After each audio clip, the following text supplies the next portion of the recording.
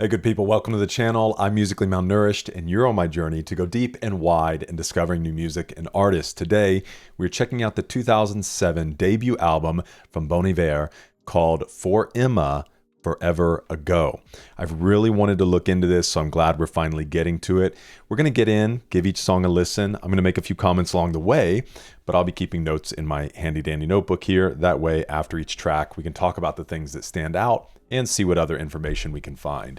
I did find it very interesting as kind of, if you don't know the backstory of this album, Justin Vernon, who is Bon Iver, went up to Wisconsin to, I think, like a family cabin and spent about 3 months there, like chopping wood, hunting for food, just locked away in isolation, and emerged with this album, from my understanding, not even with the idea for anybody to hear it, and came out not only with this album, but with the name Bon Iver, which means good winter. So that's very cool because he was there, I think, from November to February. I just thought that was really cool lore as the backstory. So I guess without any further ado, we're going to jump in with track 1 titled Flume. If you want to go to a specific track, you can find the timestamps in the description or just press play and hang out with us. All right, here we go.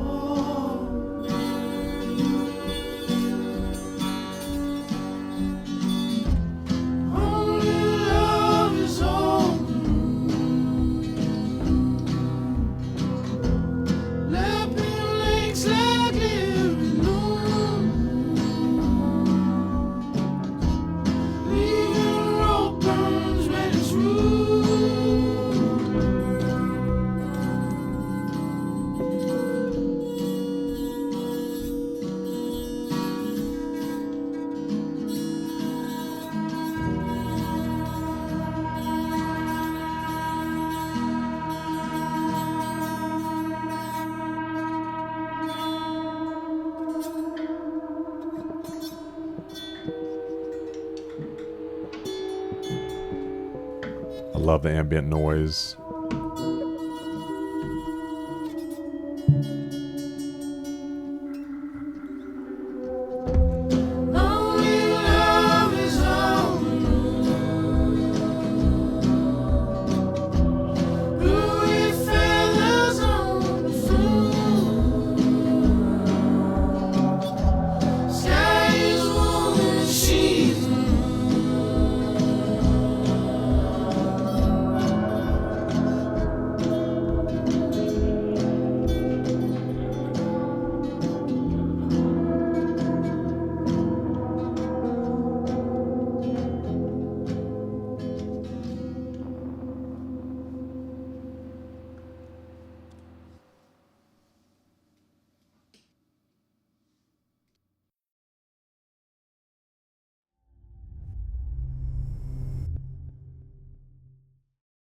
You know what I hope is consistent throughout this project is that ambient noise.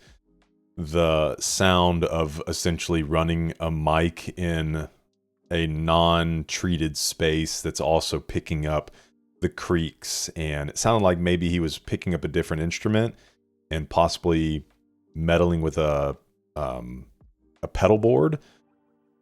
But we just listened recently to Noah Kahan's The Great Divide, the deluxe edition, and he has a few songs in there where you can hear kind of the ambient noise, whether they were recording on a front porch. And I just love that. And it's funny because I made a comment. I was like, man, I'd love to hear a project of these. Not necessarily that these are one takes, but he has one song in there where like they make a mistake and they keep it in there. And I just love that. And I was like, man, it'd be so cool to have a project from somebody that did, not that it like sounds like trash, but it just feels very raw. And so I'm kind of hoping we get that throughout this entire experience.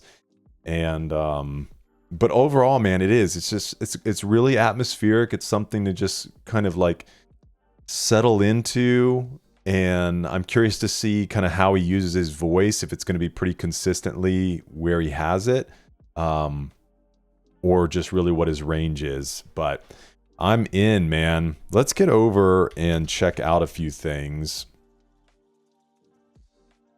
because I am ultimately curious who Emma is, or what kind of the heart of this album is. So we'll find that out.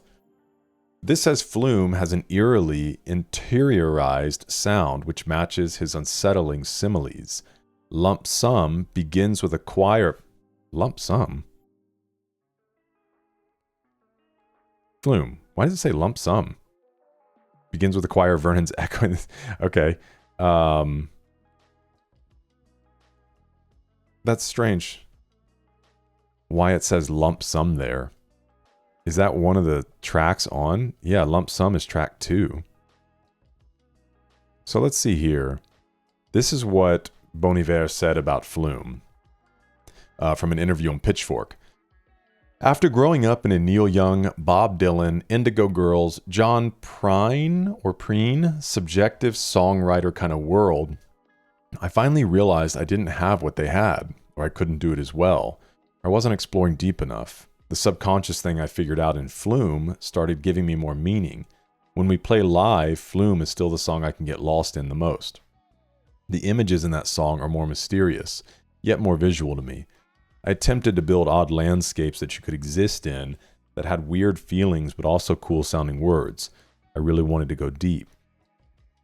From an interview, again with Pitchfork, when I made Flume one afternoon at Christie, Smith, Justin's girlfriend at the time and a player on 4 Emmas, at Christie's house, it immediately felt insane. I'd never done anything like that. It was this new falsetto thing that I'd been working on but never landed. Felt really scrappy. I'd been working on so many songs that spring, but nothing really gathered itself until Flume came along. So in a tweet, he revealed it was his favorite song he ever wrote. One commenter says Justin referred to the song as the first song he ever really wrote. Lyrically speaking, at a music festival where he talked about it. Somebody else said, here's my understanding of Only Love Is All Maroon. Lapping lakes like leery loons, leaving rope burns reddish rouge. Bon Iver uses a metaphor in Flume to display how a person in love will continue to stay in a relationship, even if it hurts them to do so, because love is incredibly powerful. Iver sings, Only Love, okay, we read that. Iver articulates that a person in love can be like a loon that swims in circles over and over again, even though they receive rope burns that are reddish rouge from doing so. He is saying that someone in love might continue to be in a relationship like continuing to swim around a lake, even if the relationship is not good for them. They will continue to pull on this rope, climbing deeper into the relationship, even if their hands start to burn. They will do this because love is very powerful. Bon Iver equates love with maroon. The color maroon is often associated with power. Let's also get on the same page about a Flume. Because in my brain, I keep wanting to go to Loom, which is a totally different thing. All right. Flume. Deep, narrow channel or ravine with a stream running through it. An artificial channel conveying water. Water chute. I feel like we're talking about something different here, though, because he talks about... maybe it's here in the annotations. Because he says gluey feathers on a flume. Which I guess being... If it is a water channel, maybe it's the feathers that come off of a... Yeah, okay. A flume is defined as an artificial channel conveying water, typically used for transporting logs or timber. As a flume is a man-made channel of water, he's drifting down a path of his own creation and acknowledging his past mistakes. Gluey feathers could be implying the feathers are bloody. A loon that has been shot or in some other way injured scrapes down the man-made channel. Maybe the loon isn't meant to be there. It leaves behind a sticky mess, blood and feathers. This all goes along well with only love is all maroon. Yeah, that, I guess. Or... yeah, I guess that makes sense. Sky is womb and she's the moon. He's playing an Icarus figure. Icarus flew too close to the sun. His wings made of wax, feathers and wax melted. He fell to his death. This explains why the wings are gluey. Icarus fell from the sky and left his dad in the air just as Justin fell from his mother's womb and left his mother, the moon, at home.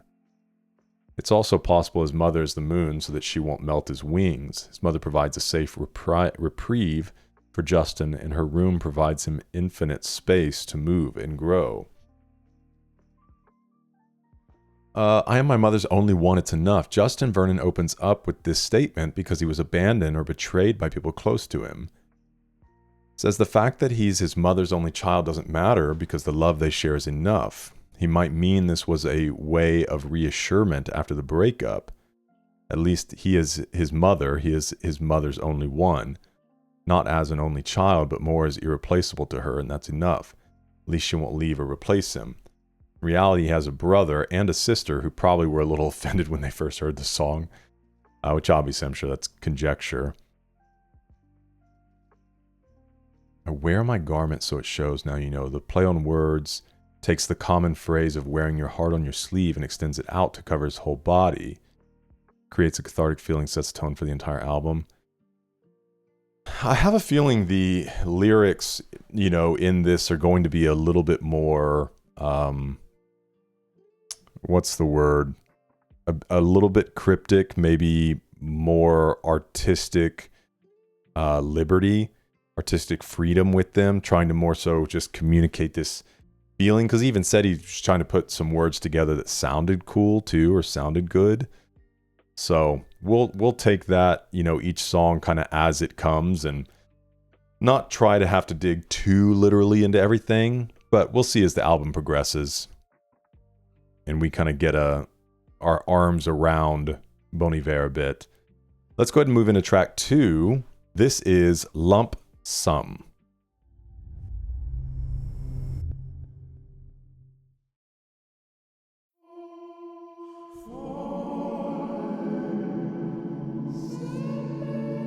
Okay.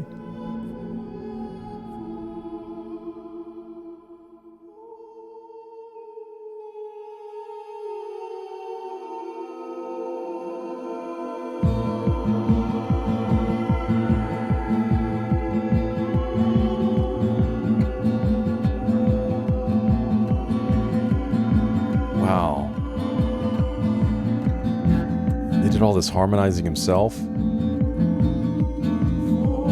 like ghostly choir.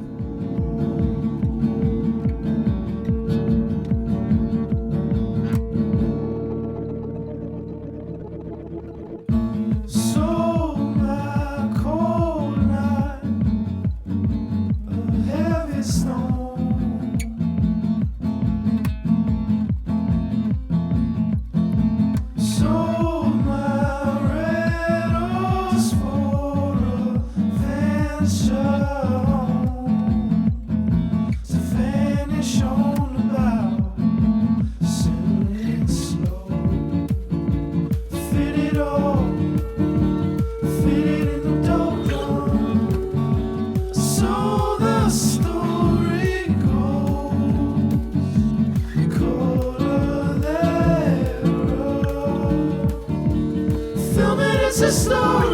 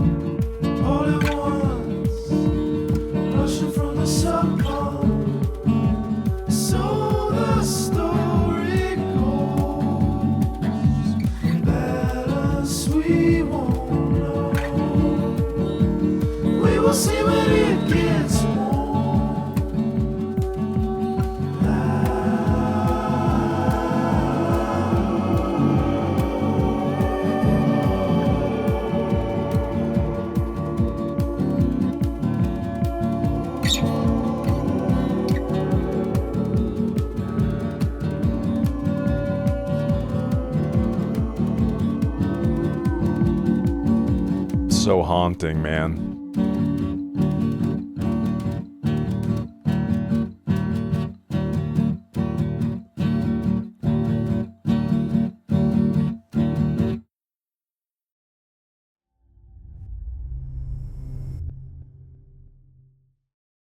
Okay, that song really surprised me because again, I was kind of expecting another just very solemn, atmospheric, ambient room noise song, and I am not. I have no problem with what he just did.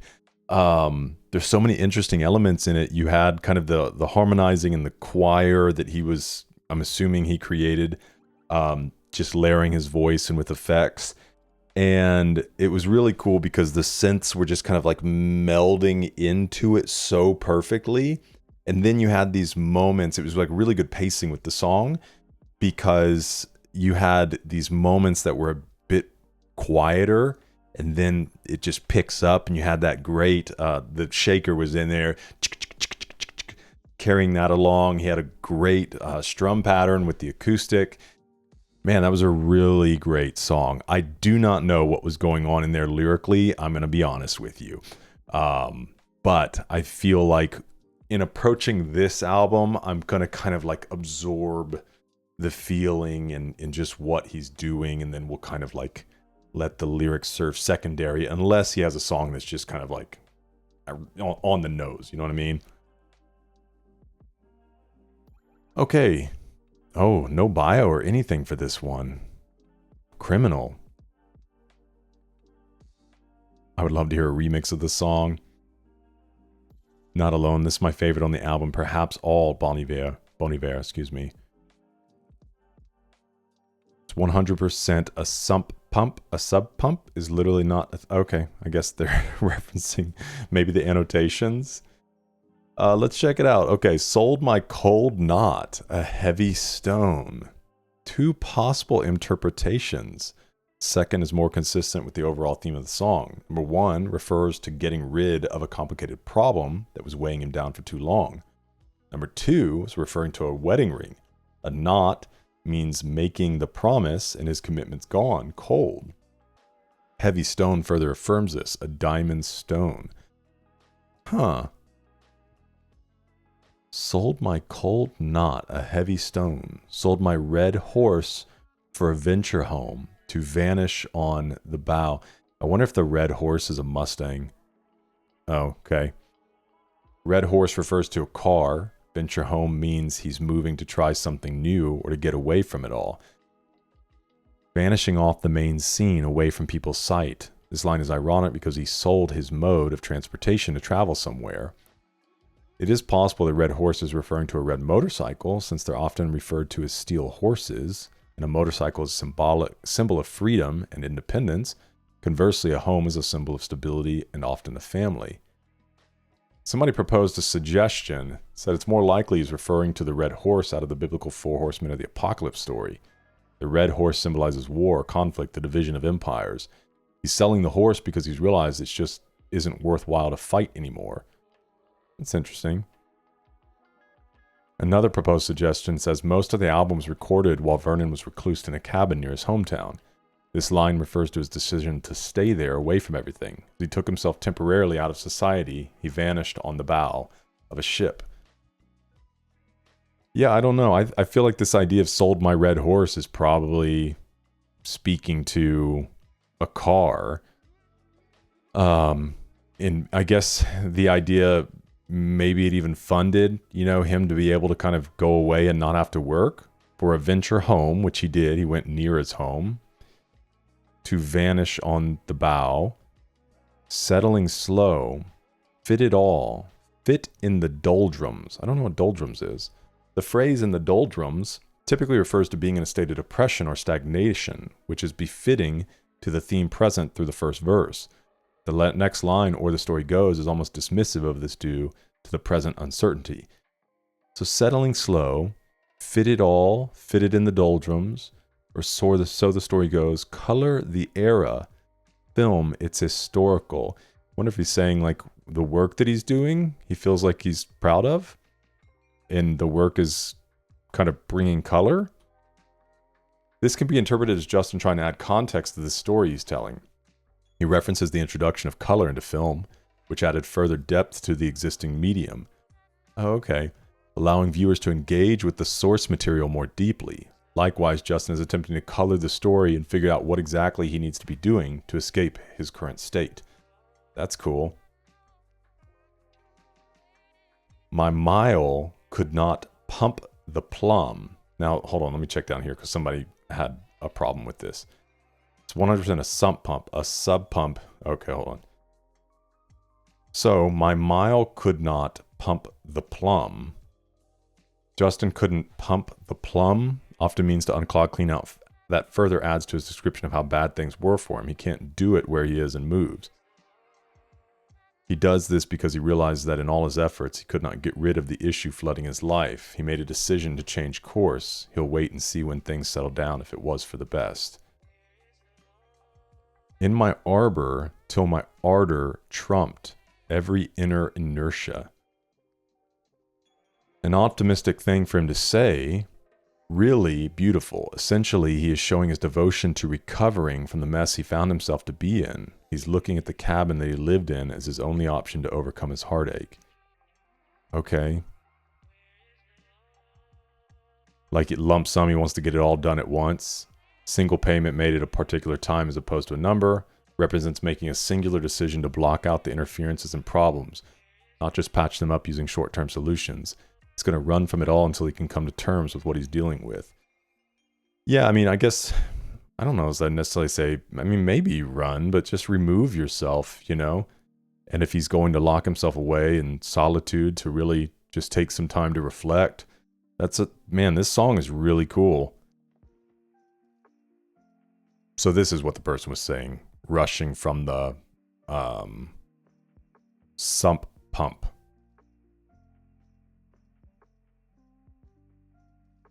Which I know is like pumps things out. So that's all at once. It's rushing because with a sump pump, if you like, let's say you've got an area that's kind of flooded, you set it down in there and it's got a motor and it like shoots all the water out. Typically you can attach a hose or something to it. So all of this is rushing from the sump pump. Or so the story goes. Balance we won't know. We will see when it gets warm. Man. Wow, this song is amazing. Balance we won't know. We'll see when it gets warm, like when he emerges out of the winter. Okay.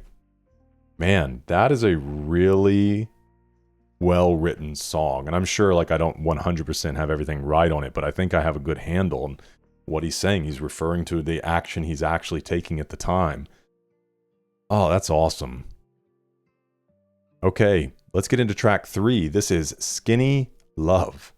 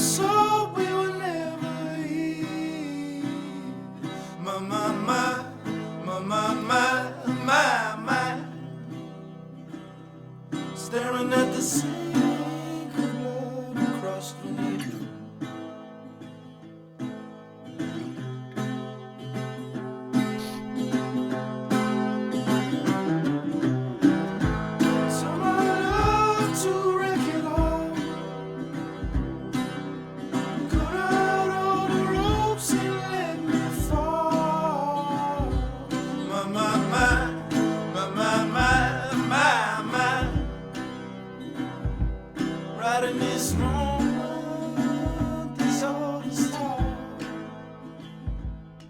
And I told you to be patient, and I told you to be fine, and I told you to be balanced, and I told you to be kind. And in the morning I'll be with you, and it will be a different kind. And I'm holding all the tickets, and you'll be owning all the fines.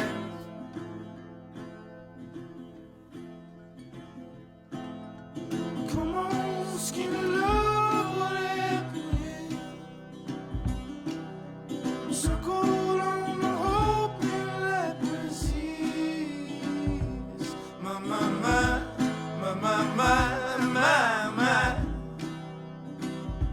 Someone noticed food so slow on the stairs.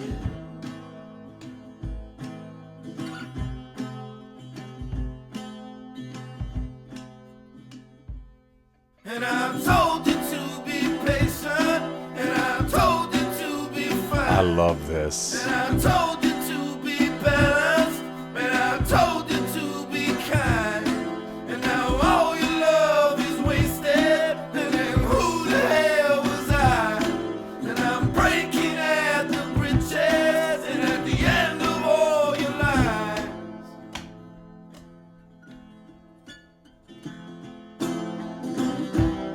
Who will love you? Who will find? Who will fall behind? Got a great voice.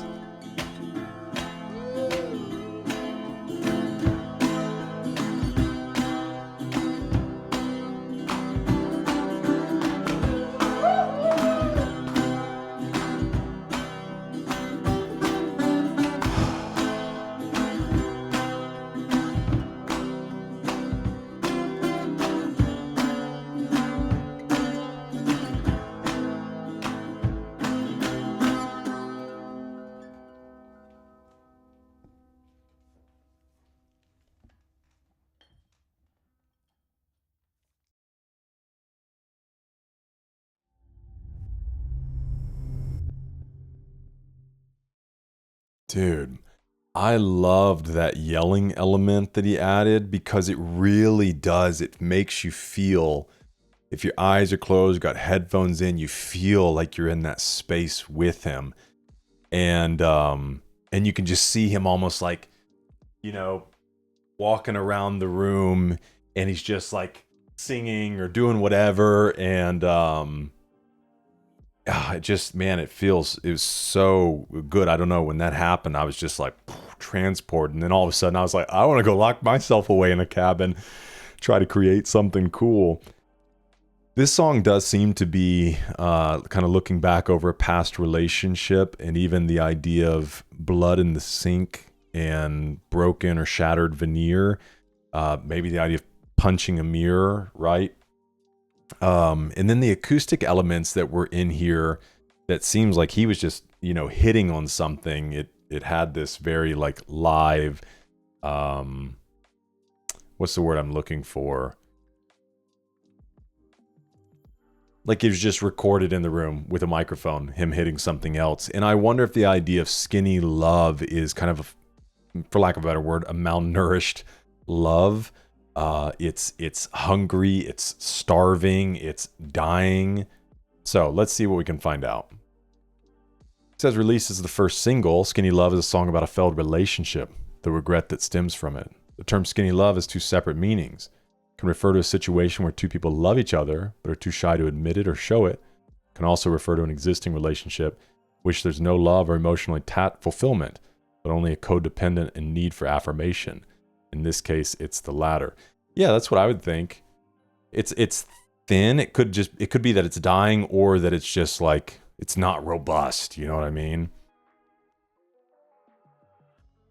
Bon Iver said, I'm not afraid to talk about skinny love, but how do you guarantee it's accurate?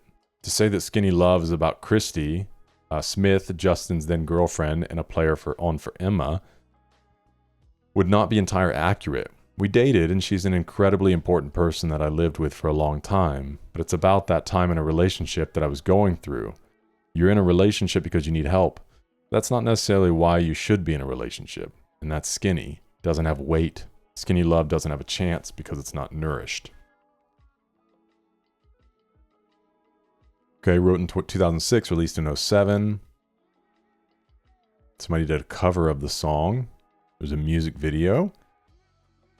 The song is one of the most emotional performances ever recorded and is by one of my all-time favorites. No matter your music preference, this can speak to everyone at some point. Sometimes a song comes along that even though you don't relate to it at all, it still touches you. Yeah, for sure. We'll read this next one. What is interesting is this song to me means something completely different in places. Much darker meanings such as the sink of blood and crushed veneers, a veneer being a front or act covering the truth and cut down all the ropes and let me fall. Very interesting to read the real or author's meaning, but music and poetry, which this definitely is, very subjective. That is what makes it so incredible. We'll read the annotation on that section. So it's a metaphor for Vernon's inability to enter his new relationship cleanly since he can't seem to clean up the mess from his previous engagement. One of the definitions for veneer is a superficially valuable or pleasing appearance. The veneer was destroyed, thus symbolizing a relationship that was built on something that was not real then it was real when it was destroyed. Let's see. Wood veneer is commonly used in wall paneling, so the idea of crushed veneer would suggest a damaged wall. A common image of a person punching a wall out of frustration would fit here, leading to washing the debris out of one's wounded hand in a sink of blood and crushed veneer. Wood veneer dresses up a house or a room to make it appear to have been built of finer materials. When a veneer is crushed, perhaps in a violent rage, the truth is revealed. Very good, man. Yeah, really incredible song. And like they said, his delivery on it was very powerful. All right, next up is track 4, The Wolves, Act 1 and 2.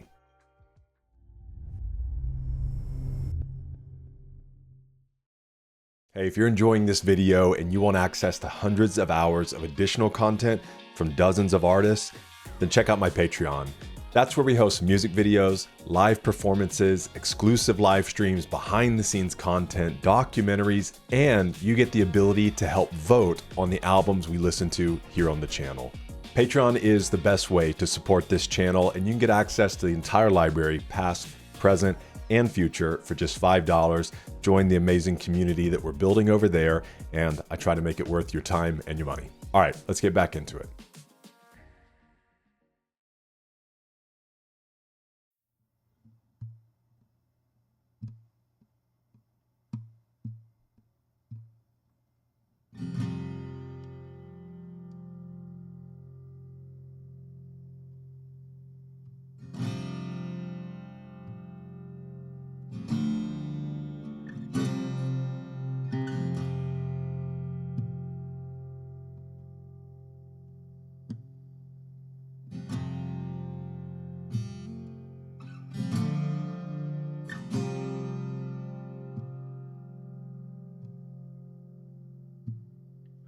Someday my pain,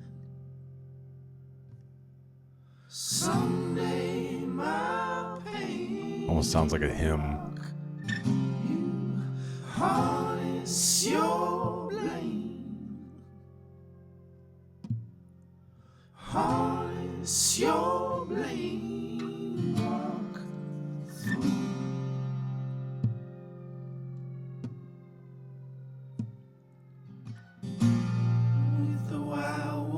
Around you. In the morning I'll call you, send it farther on.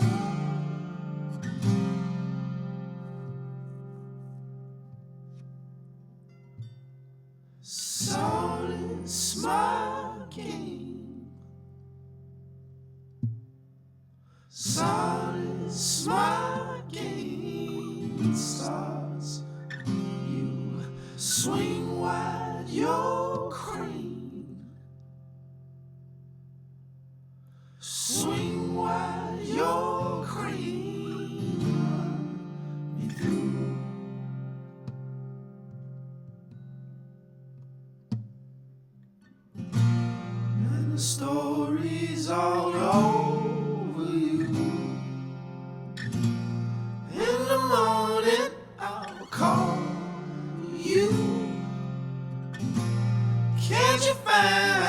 clue. When your eyes are all painted Sinatra blue.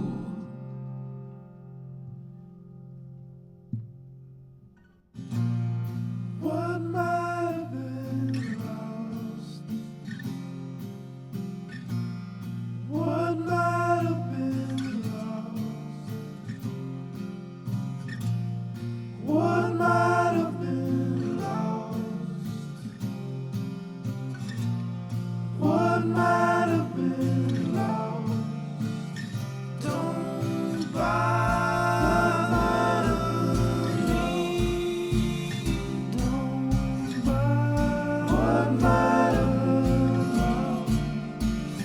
Don't bother.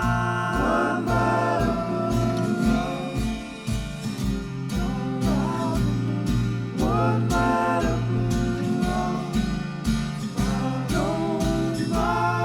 What might have been lost? What might have been lost? What might have been what might have been lost? What might have been lost?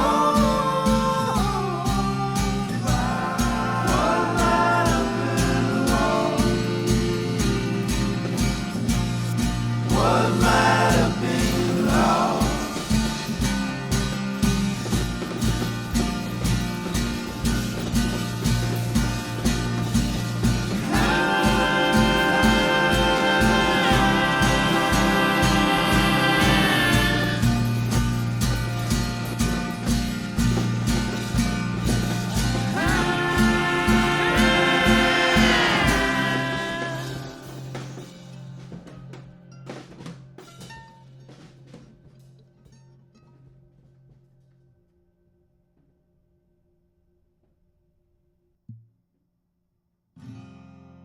Someday my pain,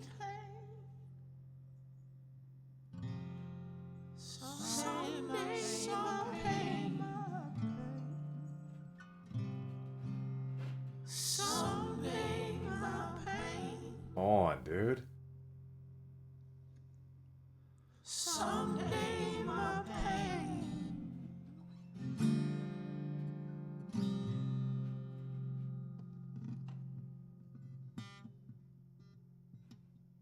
What the heck?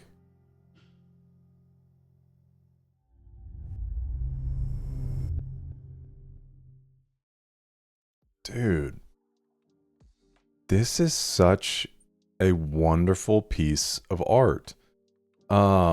It almost sounded like fireworks for a minute, but I want to know how. I want the documentary, which would have defeated the purpose of him going to isolation, but it would have been fun if he just stuck a camera in the corner and let us kind of watch the process, because I want to know how he got those sounds.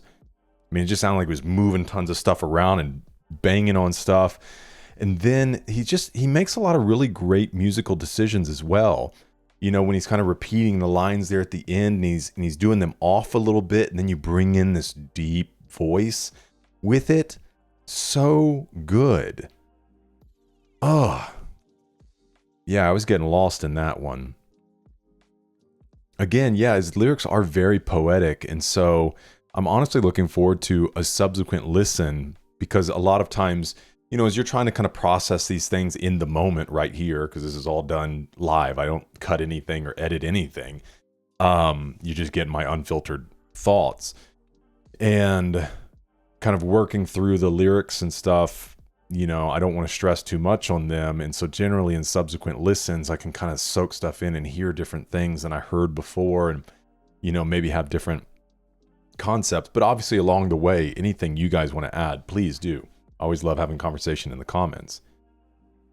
Oh, perhaps the most lyrically direct song on the album. Great. So I'm just an idiot. It is also the most musically elaborate.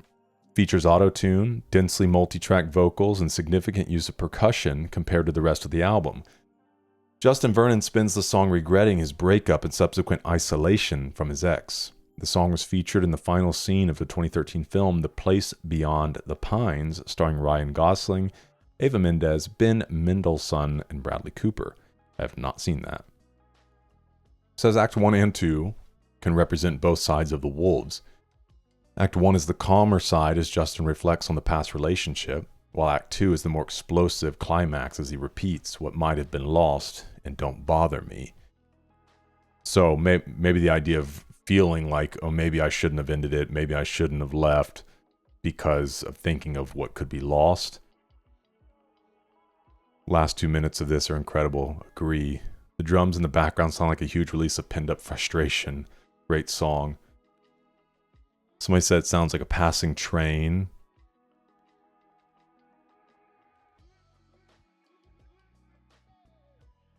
Someday my pain will mark you.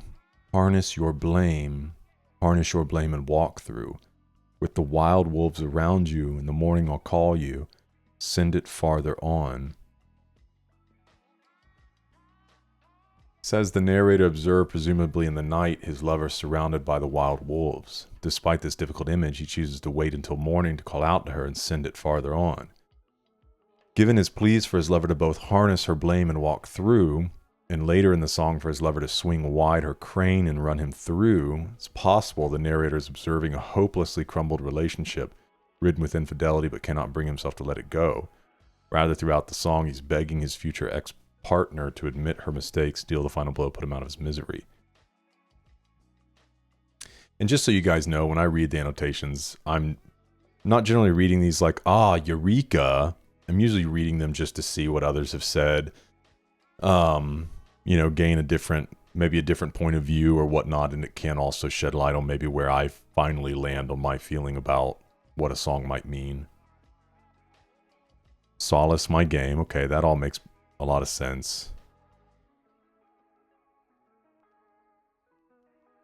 Can't you find a clue when your eyes are painted Sinatra blue? He was infamously thrown in jail for adultery in early 20s. Justin sees that his ex has been cheating on him. He can see it in her eyes. Maybe in the stories all over you. Can't you find a clue when your eyes are all painted Sinatra blue? Interesting. Okay. Track 5. This is Blindsided.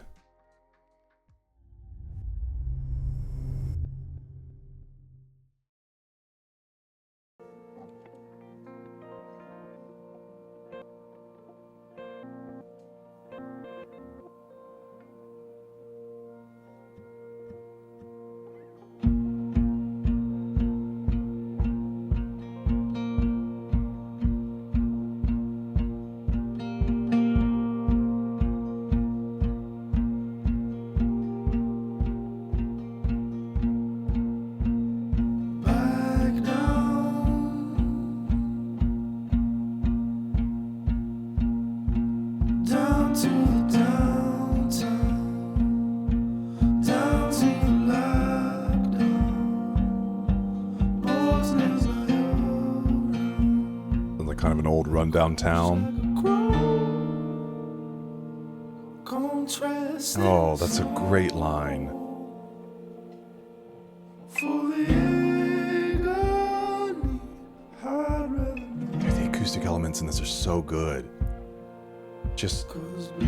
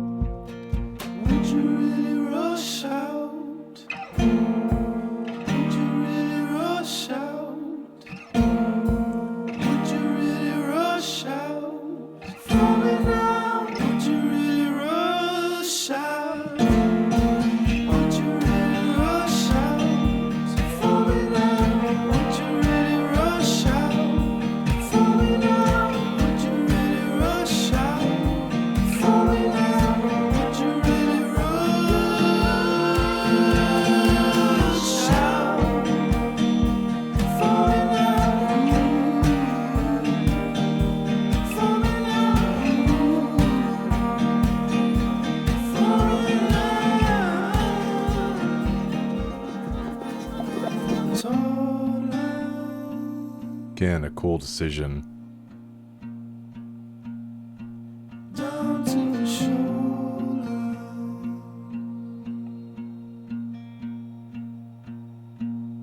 the end of the bloodline.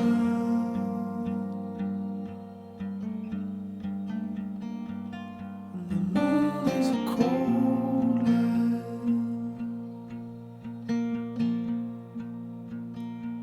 There's a pole to the floor. My feet melt the snow. For the irony, I'd rather know. 'Cause blinded, I was blindsided.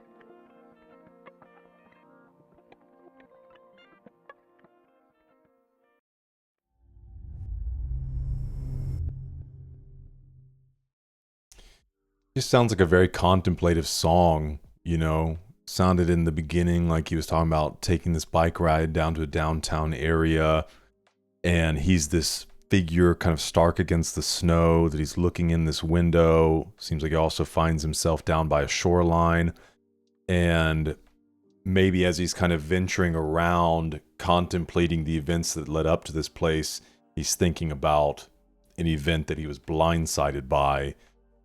Probably still connected to the relationship that we've been, you know, looking at a little bit within this album. This says the intertwining, come back, bass drum note in Blindsided gives the song a suspenseful rising toward a climax, which comes in waves as the 5-minute track plays out. He said in 2015, which he has helped organize this event, that this song is about trying to break into a building in downtown Eau Claire, Wisconsin, his hometown. Let's see. Somebody thinks I interpret this to be a kind of a reasoning for spying on his love. That line, "I'm not really like this," suggests he usually trusts his lover without asking questions, but if one ignores the truth, one only hurts themselves in the end. Therefore, if one chooses to stay blind, one will be blindsided, which is exactly what he wants to avoid. And then, of course, somebody said D's nuts. Okay. Trolls are everywhere. Okay, this is track 6, titled Creature Fear.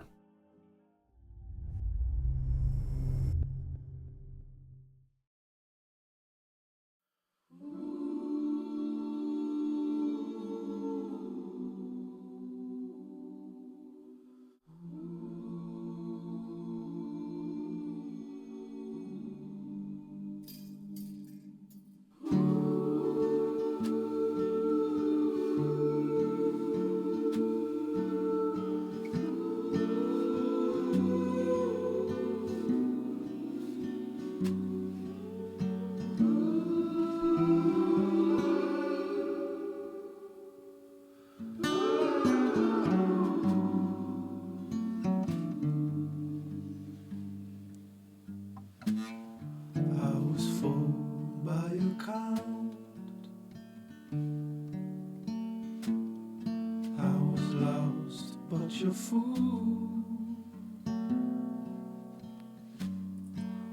was a long visit round.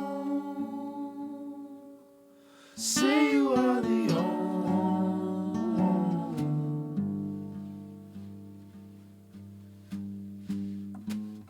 So many foreign roads, so relatively far, so ready for us, so ready for us, so creature fear.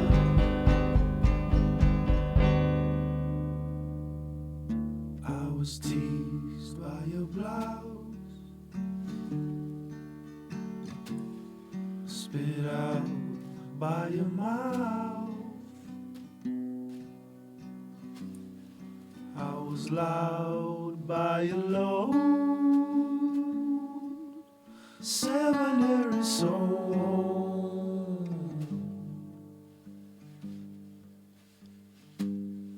Tail on, tail on, take all on the wind on soft bloody nose, sounding like the flow.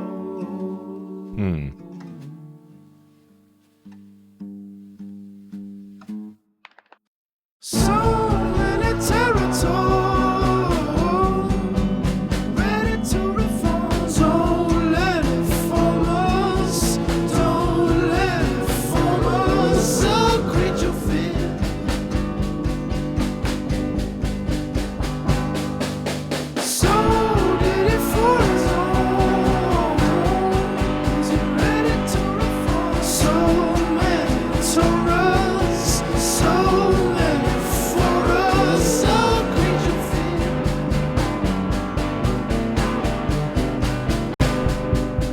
Okay, this is a instrumental. Let's let it play through.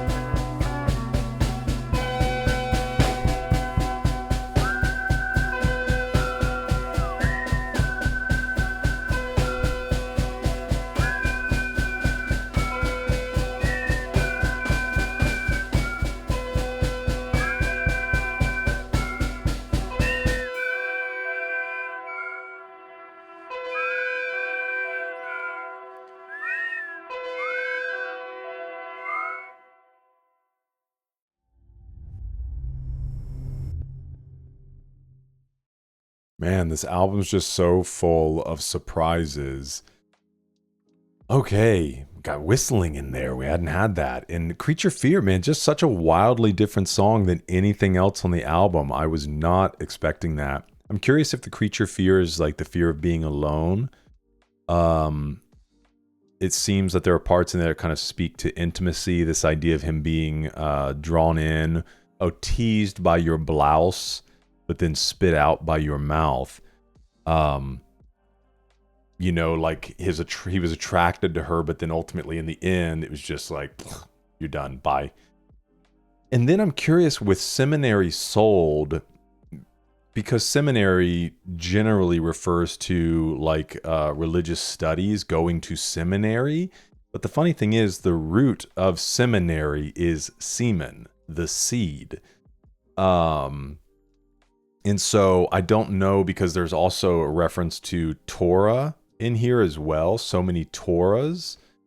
So I don't know if it's trying to play some kind of religious context there, or if it is tied to just like a different way of speaking about intimacy. But we'll try to take a look at it here in a second. This says there are various theories as to what creature fear means in the song, but it may represent humans' instinctive fear of the unknown, or the overwhelming possibilities of where our lives are headed. Okay, let's see what Lil Naye has to say. It says, correct me if I'm wrong, but this is what I gathered. So he's lost, doesn't know what he's doing, and he thought that this person he was with made his life clear, but it turned out he was just a fool for them. Then the term creature fear is about being anxious, about how many things could happen in the future. Then in the second verse, he goes on about how he gave them his all and ended up messing himself over. The bloody nose. Then the rest is further expression of creature fear. He sings there's so many things, territories that can and will change or reform, but that we shouldn't let the anxiety form our choices or who we are. The end is him questioning himself. Did he ruin his own life by making a wrong choice? Is he ready to change or adapt? So many Torahs, as in stories, to lead us in our lives. Someone please tell me if I got anything wrong. Just really excited about the meaning of this song. Somebody said, why does he fart at 2:27? I'll let you know when I listen back through it. Okay, let's see. Full by your count, I was lost but your fool. Was a long visit wrong, say you're the only one. So many foreign words, so relatively, so ready for us, the creature fear. Teased by your blouse, spit out by your mouth. I was loud by your lowered. So he's brought in by her beauty, but she only used him. The line calls to the common phrase, chew up, spit you out. A seminary is a plot where plants are raised from seeds, so Vernon doesn't have any more room to go. That's interesting. I've never heard of a seminary used in that way, but it makes sense. You know, if you're taking it in like religious studies, a plot where plants are raised from seeds.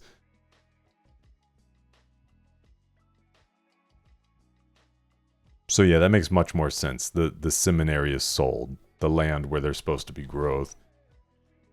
Take all on the wind on, the soft bloody nose, sign another floor. I love the way he used this. Like the blood is signing the floor.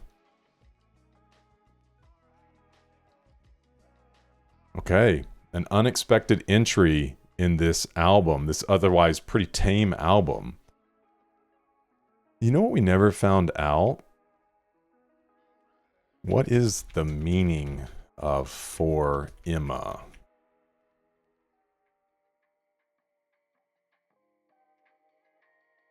Or maybe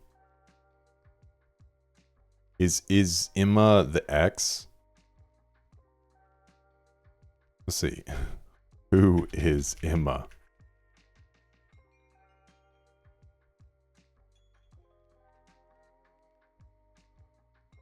Somewhere he recalls Justin saying Emma isn't a person. Is this true?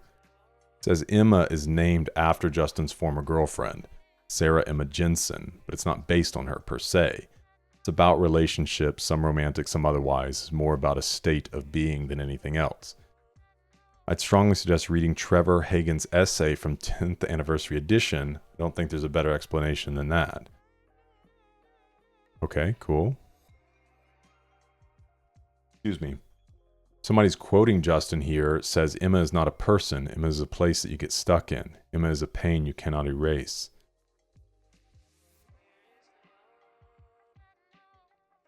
Somebody has a video here and says you'll see the infamous Emma at 141. And then other Emmas said, I'm Emma. Okay, well, with that being said, let's get into track 8, titled For Emma.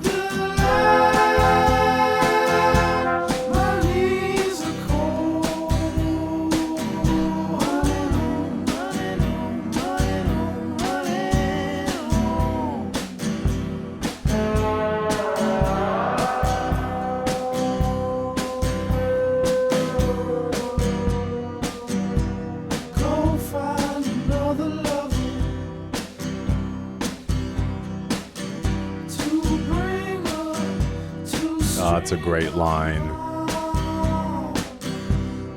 For your life, still very lovable. To the light, so many foreign roads.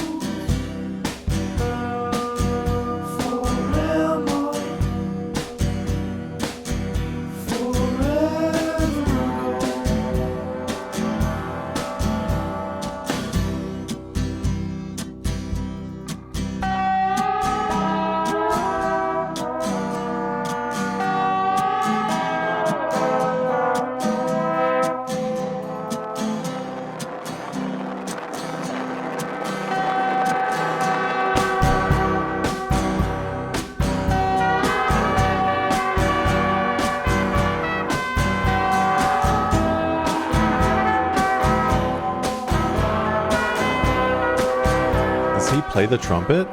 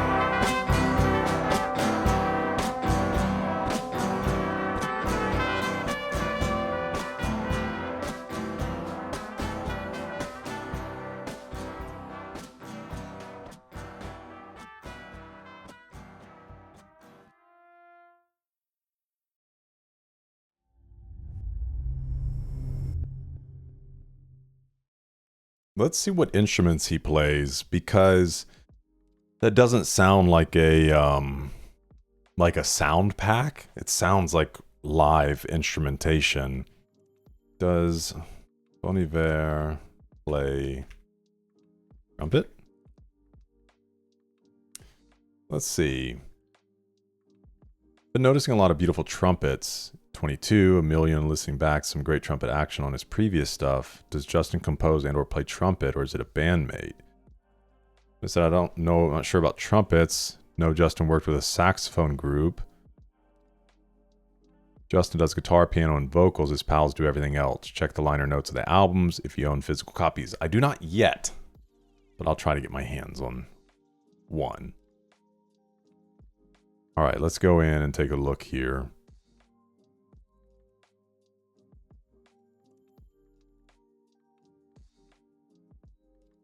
Boston-based musicians John DeHaven and Randy Pingree add horns for Emma. Surprisingly, their company doesn't break the album's spell of isolation, rather strengthens it as if they're only his imaginary friends. Dialogue format that appears here is from the album's liner notes. Where would the liner notes be?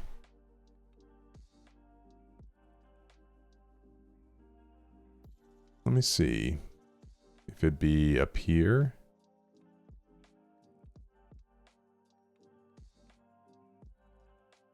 Want to know, it keeps mentioning the liner notes.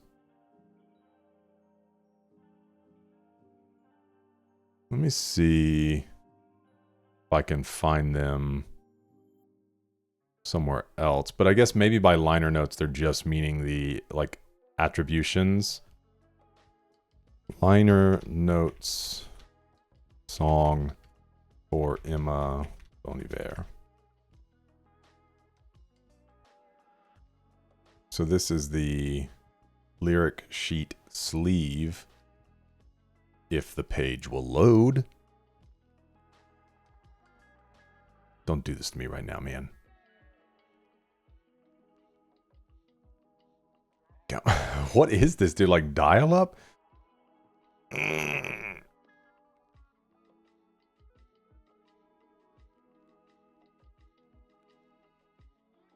So apropos, saw death on a sunny snow. Him for every life, her forgo the parable. Him, seek the light. Her, my knees are cold. Her, go find another lover to bring to string along. I love that line.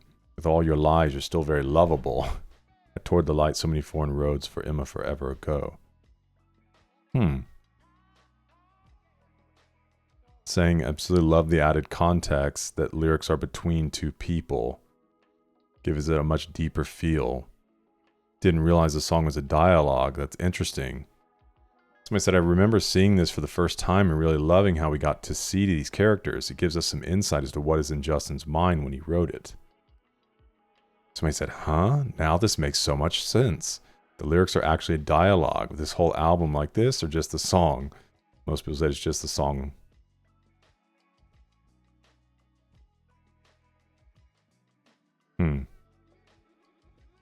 That's cool. Let me know if you knew that. Alright, let's see how he chooses to close this album out with the longest song so far. R.E. Stax, track number 9, 6 minutes and 41 seconds.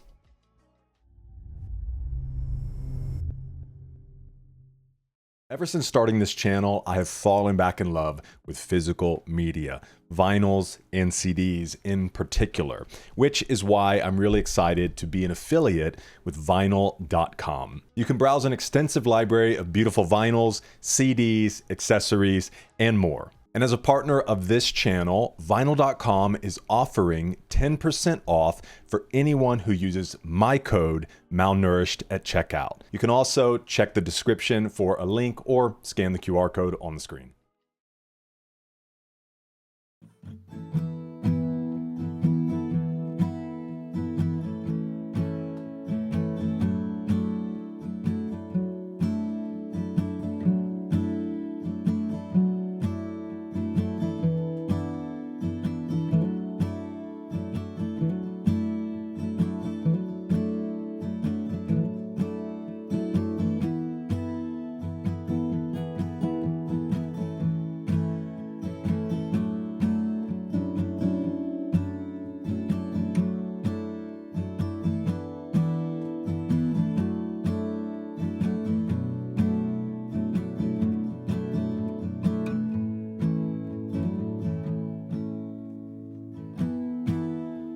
This my excavation to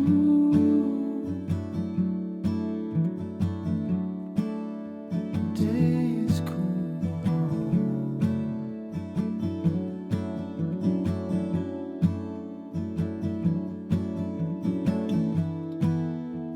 Everything that happens is from now. Wow, it's like a new start.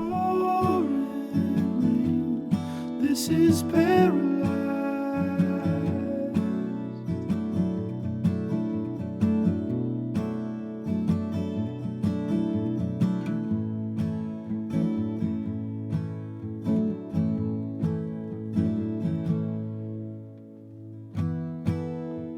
I keep throwing it down to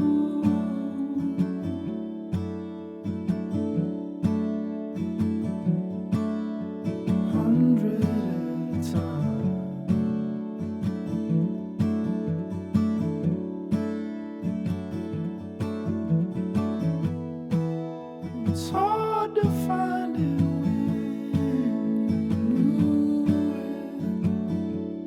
when your money's gone and your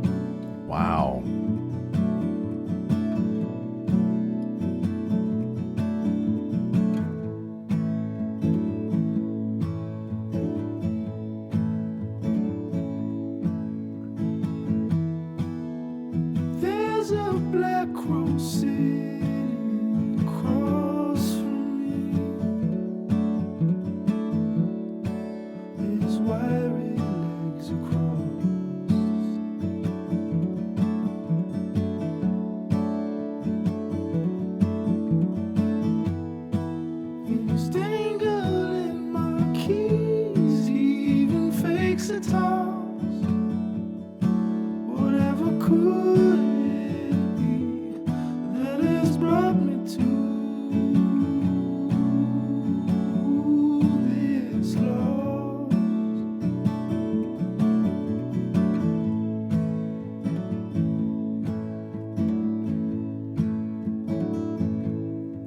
On your back with your Rex as it stacks you low. On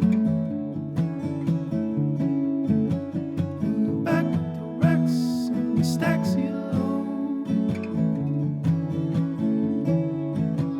On your back with your Rex and it's stacking you low.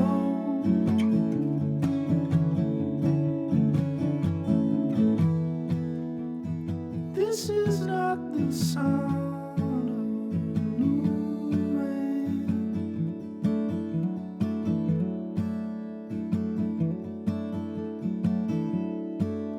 a crispy realization. It's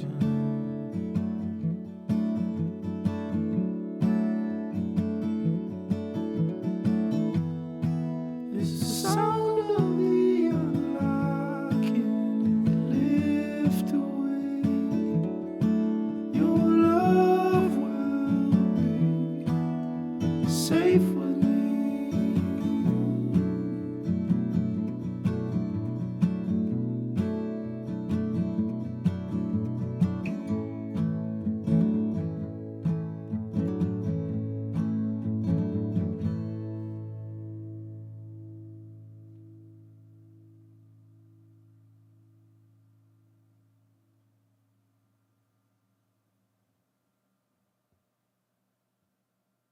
There's something hidden in here.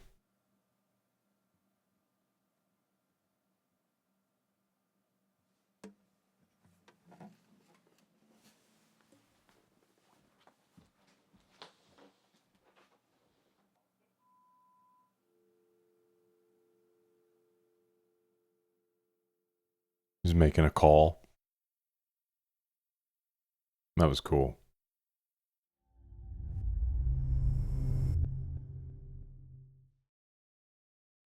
Okay, man.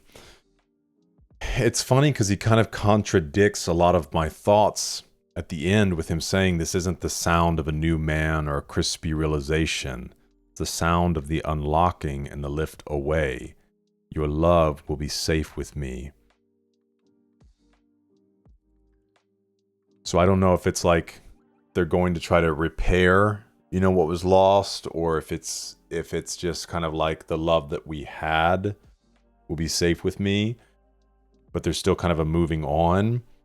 Several of the things in here, because it does feel to some extent like closure. The album, the time he spent away, was an excavation of himself and the events that kind of led him up to this place.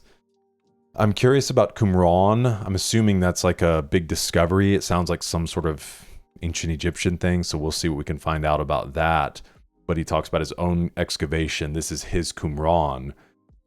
And then the 200 at a time, kind of following around the idea of being drunk. I'm assuming that's like just spending a lot of money at the bar is how I took that. And then he's talking about this unstacking his load, like getting these things off of his shoulders. And then the twisting to the sun is kind of like a plant growing, you know, it reaches toward the sun. And especially the fountain is rusted. It's not flowing, but that his love was beneath this frozen surface. It's not pouring out, you know. There's this cold exterior, but the love is beneath it. And maybe he's been able to tap into that. So, really incredible song, just as I was listening through it, all the imagery that he paints. Let's see. Stax laments love frozen in the ground. When asked about the purpose of the RE in the song title, Justin replied, "It's regarding." People use it in letters and emails, about pointing toward an idea, to amplify that this song is about the Stax. I mean, every song title does that in a way. But I just really wanted to point it out. The song isn't the Stax, it's about the Stax. At a 2012 concert, Vernon introduced the song by saying, "This song is about potential loss and makeup gain." which is also an audio term, makeup gain, for all you audio nerds out there. Let's do this. So the song is featured 2008 show House, 2015 movie Paper Towns, 2013 movie As Cool as I Am. Let's look up the term makeup gain.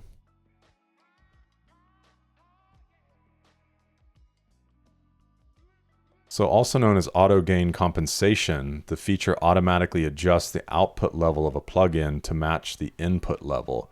Its purpose is to balance out any level changes caused by the plugin's processing, making it easier to compare the before and after performance of applied effects such as compression. So maybe pointing to being able to see the before and after, and him putting in this effort to lift the stacks off of his shoulders.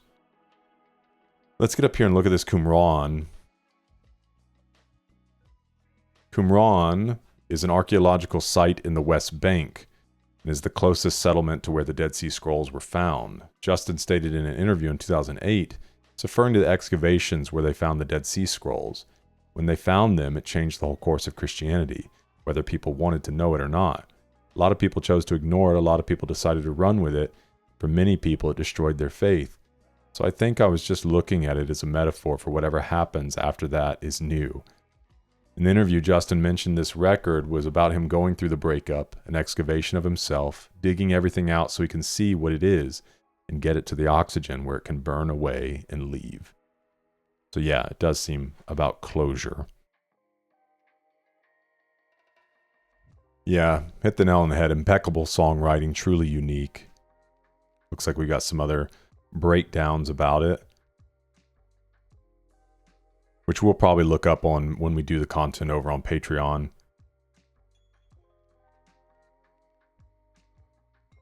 Let's read this and then we'll talk some closing thoughts. This is to John regarding the line, "This is not the sound of a new man or a crispy realization," contradicting the first line of the song.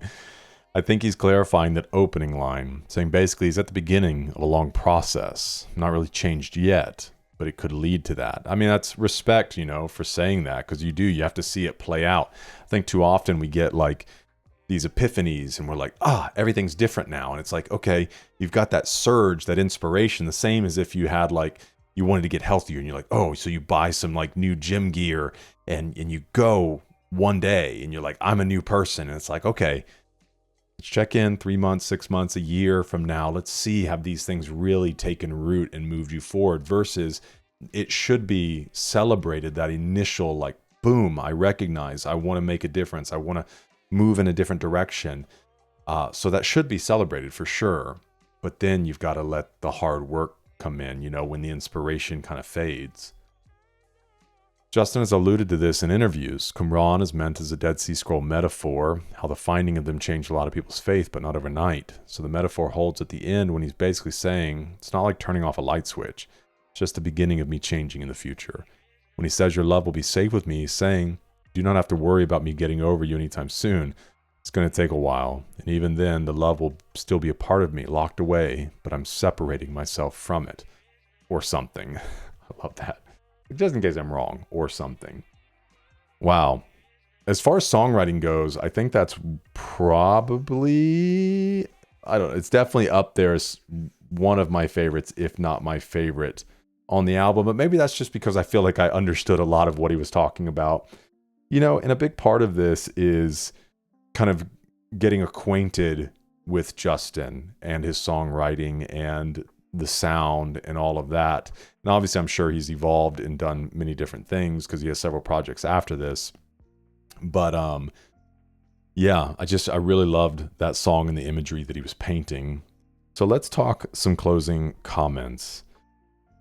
Man, I mean, just such a beautiful work. I know I can't really say much that hasn't been said already, that it's incredibly raw. I love the idea of isolation and being able to kind of solely focus on something and give yourself the space that you need. It's not like you go in for a week and it's just like song, song, song. It's time. It's not just about the songs. The songs are a way for him to heal. And so he goes in with a different purpose, even though the music is going to kind of be the thing that he's able to some people might go to writing. For him, it's like the music is the way for him to just get all these things out and express them. And while doing that, kind of deal with them and wrestle with these different feelings and ideas and things that he's gone through and what he wants to do on the other side of it. And so I love that idea of being able to do that. It's just like, okay, now I want to go lock myself away. Not happening anytime soon, but just kind of the atmosphere and with it. I love just the raw delivery. You got actually a lot of variation in this album, which I wasn't expecting coming in. I was thinking everything was going to kind of be really, really chill. And then he surprised me with so many different things, even many of the production elements in this. And I don't know if any of this has been reworked from the original release or not, but I was just really pleasantly surprised by a lot of the musical decisions and composition decisions and the including of the horns and the kind of ambient acoustic sounds, and especially the song that it sounded like fireworks were going off, whatever was going on in the room. So it was incredibly interesting. He's a very gifted songwriter. At times the songwriting is really cryptic. At other times it's just very poetic, and there are certain ones I felt I could really get my arms around. Others I think I'm going to have to sit with and hear a few times. But an incredibly beautiful album. I think it's an important album, and I hope that if you're discovering it for the first time as well, you've enjoyed it as well. So it'll be fun to explore more of his music in the future as we move down the road. But let me know your thoughts in the comments. I always enjoy talking to you there. Again, feel free to check out my Patreon. We'll work to get content up for this in the coming days or weeks. But we have hundreds of hours of additional content from dozens of artists, so there may be somebody over there you already love. We're building a great community. And also, if you're interested in physical media, which I'm going to try to get my hands on a physical version of this, either the vinyl or CD, whatever I can find, you can use my code malnourished at vinyl.com to get 10% off of any purchase. But thanks for hanging out with me. I hope to see you in the next one. We're eating good.